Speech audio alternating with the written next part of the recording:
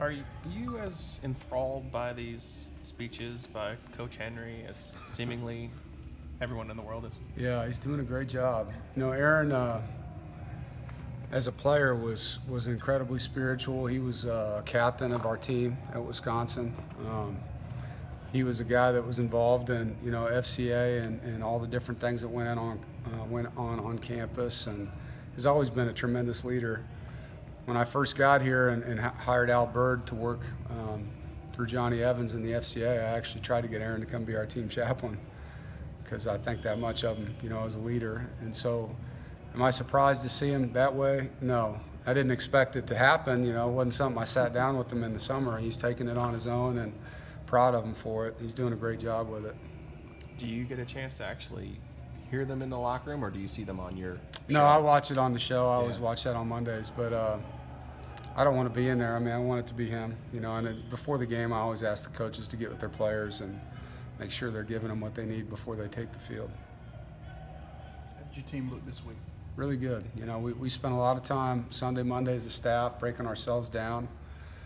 I think I've said this, we create individual lockers for our players, and we bring them in one-on-one and talk about the things they've done well and the things that they should improve on. And we had 8 periods at Indy in the 3 days we were practicing, and each day it was a fundamental focus with those guys on those techniques to improve.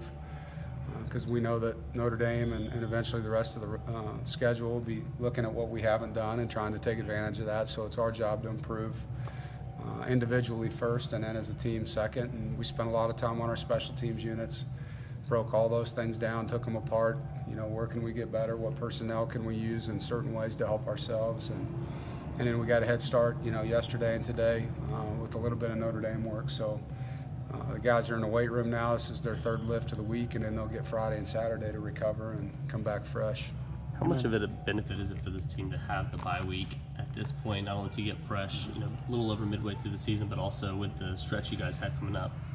Yeah, it's critical. I think if you asked any coach in the country, he'd say love his bye week to be in the middle of the season. And so it was nice to have that last year. It was after the 3rd game, and that's challenging, So it was nice to have that body of work to study, for one, because I think you can get a really good indicator of where you're at as a team.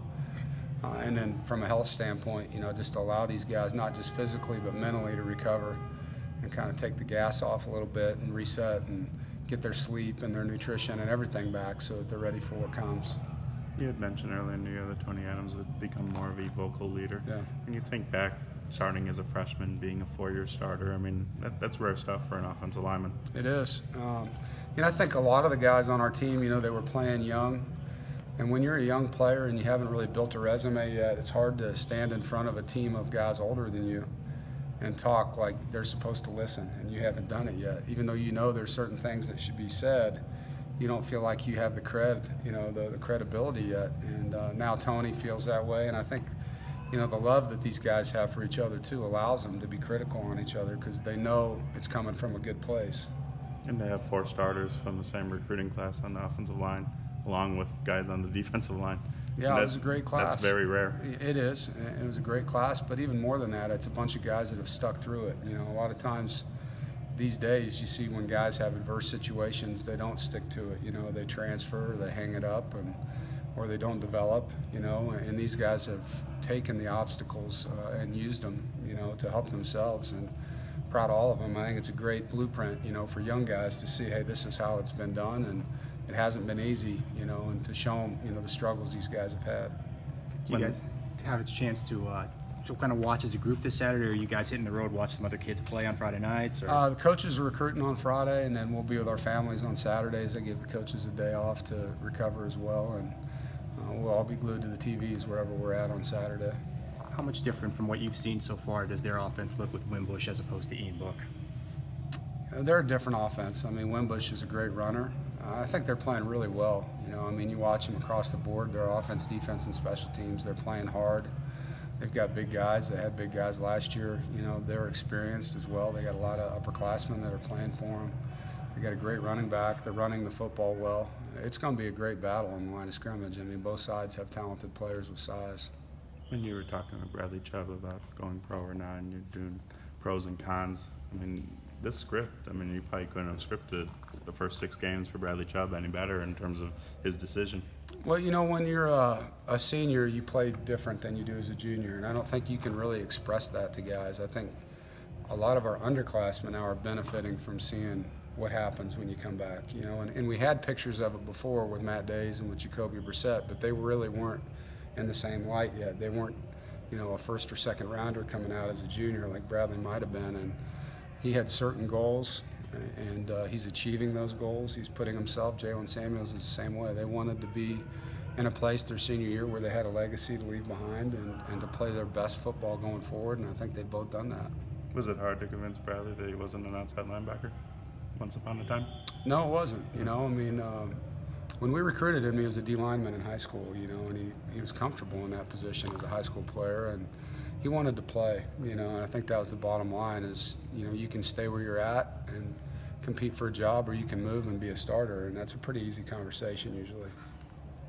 Back on the first 7 games, are there any players that have sort of given you something where you say, wow, I didn't really anticipate this much from this guy?